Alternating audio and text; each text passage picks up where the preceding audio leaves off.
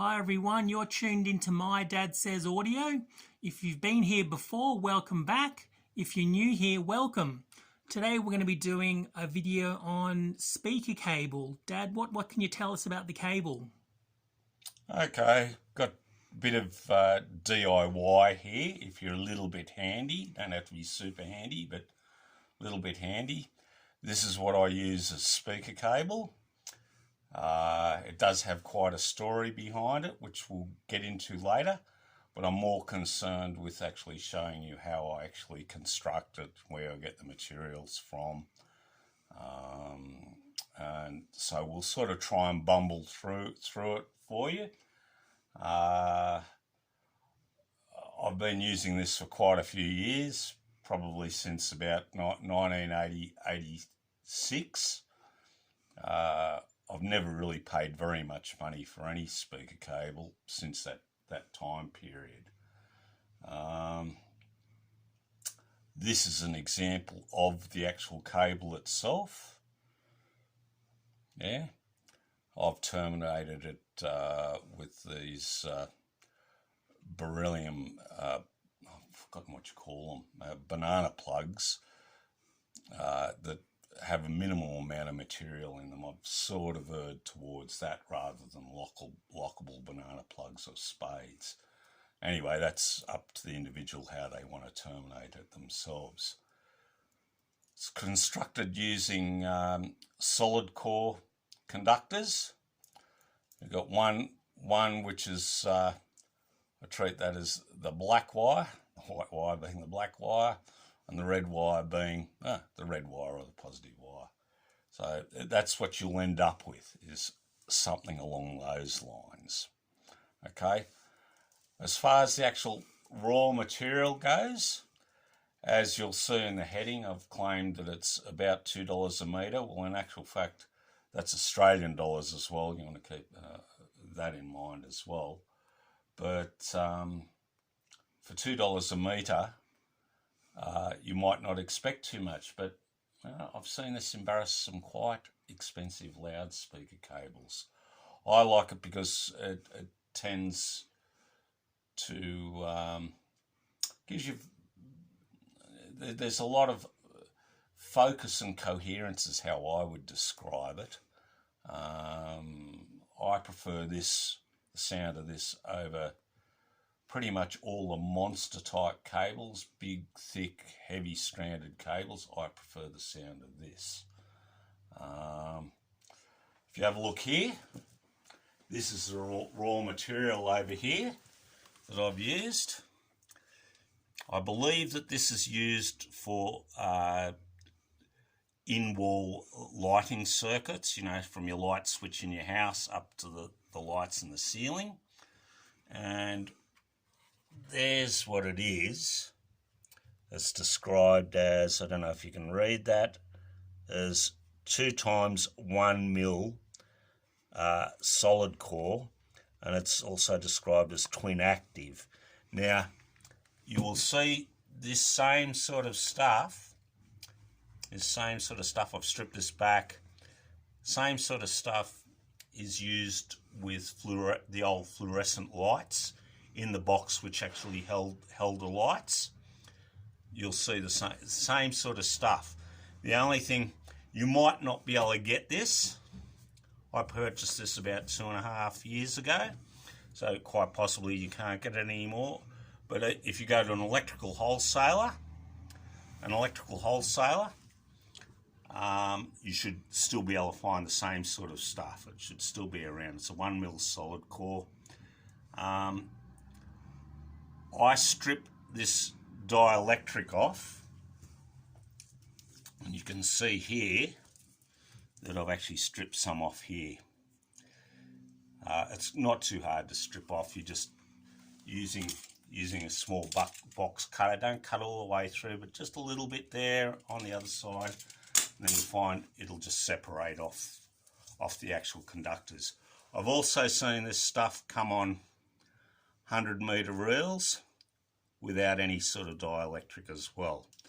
Where we got this from was Bunnings Warehouse.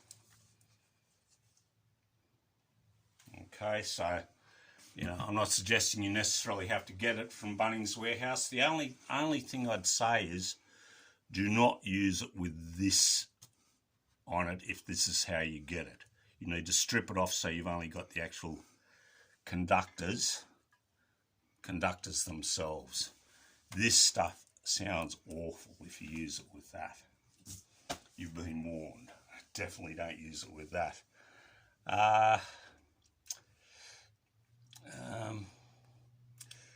Just trying to think. I'm going to show you how I actually make it so that you end up with this as the end result. If I can just get past you. If you have a look over here, the vise, you can see I've already stripped these bits out. I've got them in a vise here, and if you follow it all the way back here, we'll try and get it so you can get a bit of, try and get it so that you can see the chuck. See the chuck. Oh, that might be hard. Yeah, no, that's okay. I'll just show you the chuck and then I'll show you the finish. Yeah, but what I'll try and explain to you, when you've got it like this, because we're going to try and put a twist in it and we want a nice, neat helix, one of the main tricks to do is to get equal tension within the chuck. If you've got one that's a bit slack and one that's really tight, you'll find the one that's slack will wind around the one that's tight. So you want equal tension. The idea being not that you get this enormous twist, just that both conductors hang together, if you like. Okay, so what I'm going to do, I'll try and get as far, can you get as much of it in as possible? Yeah, we can see it. We'll see it. Yeah, okay. And this is going to be pretty noisy because this drill has just about had it. Okay. I'd say that's enough. Yep. If you have a look, just go up and down it and just go up and down and you can see got a nice neat now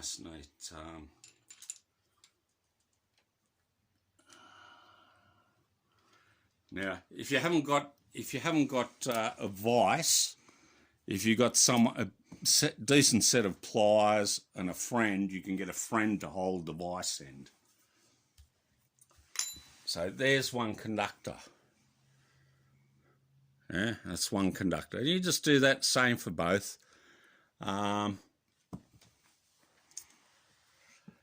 This cable actually has its genesis in a commercial product, and I'll just show you that in a second.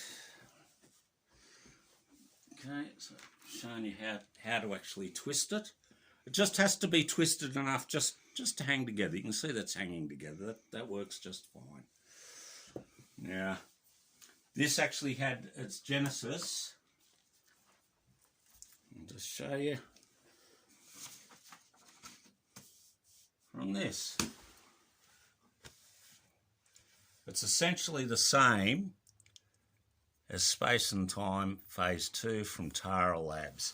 Now, if you look up Tara Labs, they do some pretty exotic cables these days. The company was founded by a gentleman called Matthew Bond back in 1986. And if you use that link, you should be able to find this story. Okay. I don't know how well you can read it, but yeah, it's pretty clear. Yeah, if you use that link, you can find this story. I'm not going to, you can go and find the story. There's a bit of a story behind this. Matthew from Tara Labs, Matthew Bond from Tara Labs, had some DMN cable. I'll just see if I can get this correct, which was 0.5 of a millimetre diameter. And we listened to it, and it's actually, for what it was, quite decent sounding. Good coherence. I think it's a bit lightweight sounding. Matthew sort of thought the same. And he was talking to his Sparky or his electrician about, this D&M solid core cable, blah, blah, blah, blah. And his Sparky went, oh, hang on a second, I've got to reel that in the van. So he ran outside, came running back in, 100-metre roll of this stuff, but raw, and just gave it to Matthew. And Matthew, of course, went, oh, okay, we'll muck around with this a bit. The first thing he did was just used a single core, one for the positive, one for the negative, and he called that phase 1. Then he did it this way, which I've shown you how to do, so that you end up with that, and he called it phase 2. In 1988, you remember he's an Australian. In 1988, he managed, and I don't know how, but he managed to get his phase 2 cable, which is essentially that, into a stereophile shootout. This is in 1988. And it came second from the top. It was charged at, he used to charge by the foot, not a metre, by the foot. And it was $6.95 US a foot. That makes it about $21 a metre. And it came second from the top. It was pipped out by a way more expensive Cardus loudspeaker cable. But apart from that, Matthew wiped the rest of the field. And so that was the start of Tara Labs. Anyway, we thought you'd like this, and it's not too hard to make, and I can say that you might have some really expensive speaker cable and it'll be better than this, but you're going to have to pay for it to actually be a lot better than this, is what I've found. I use this in both my systems, and also my son's system as well, and he's well happy with it, I'm well happy with it. I've never really had any complaints. About the only thing you've got to think about is you can't bend the living daylights out of it, because eventually it will fatigue and break. However, at $2 a metre, I don't think you'll be crying about it, and I think you'd be quite capable of actually making some more cable if that's the case. Anyway, I think that's it. Can you think of anything to add to that? I just like to add that I use it in my system, exactly this cable, and I never think, I need to upgrade. It's good enough that I can hear the differences in different components. It's very good sounding cable. Yeah. I guess where I've gotten to with it is that I'd rather spend the money on the gear. Better turntable, better tone arm, better phono stage, better amplifier, better speakers. There's other areas I feel I could better spend the few dollars that I have got to achieve better results. Anyway, I think that's about all I can think of to say. All right, everyone, that's it for today. If you haven't already, like, comment, subscribe and share. Until next time, take it easy. Bye.